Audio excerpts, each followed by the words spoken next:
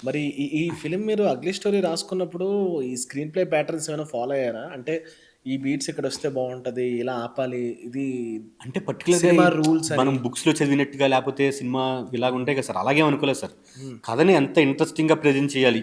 హ్మ్. ఎక్కడ ఆపితే ఎక్కడి నుంచి బావుంటదని ఇంట్రెస్టింగ్‌గా చేసుకుందాం అనుకున్నాను తప్పించి, హ్మ్. ఇక్కడ బీట్స్ లేకపోతే సినిమా లాంగ్వేజ్‌లో అలాగేమి వేసుకోలేదు సార్ నేను. హ్మ్. హ్మ్. నేనెక్కడ వర్క్ చేయలేదు. నాకు నా ఇంట్రెస్ట్ తోటి హ్మ్. కథని నేనైతే స్క్రీన్ మీద ఎలా చూస్తాను, హ్మ్. ఎలా చూస్తే బావుంటదనిపించింది అది నేను తీసుకున్నాననమాట సార్. ఇప్పుడు అంటే ఆబ్వియస్‌లీ ఎంతో కొంత రిసర్చ్ చేస్తారు కదా! ఈ సైకాలజీ మీద లేదంటే ఇలాంటి సైకోపాత్స్ ఎవరైనా ఉన్న వాళ్ళని కలిసారా మీరు దగ్గరగుండి? సైకోపాత్స్‌ని ఎవరిని కనలేదు సార్. హ్మ్. అమ్మాయిల పెయిన్ చూసాను సార్ నేను బయట. ఓకే. అంటే 4 గోడల మధ్యలో ఉండే పెయిన్ హ్మ్. బయటికేంటంటే ఫ్యామిలీ చాలా అందంగా కనబడుతుంటారు. అవును. బయటకొచ్చి హస్బెండ్, వైఫ్‌ని.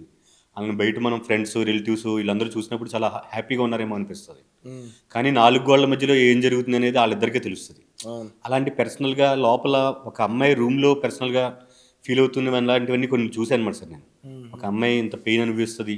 సొసైటీ బయటికి హ్మ్. మాత్రం హ్మ్. చాలా మంచిగా కనబడతారాళ్ళు అని చెప్పి అనిపించి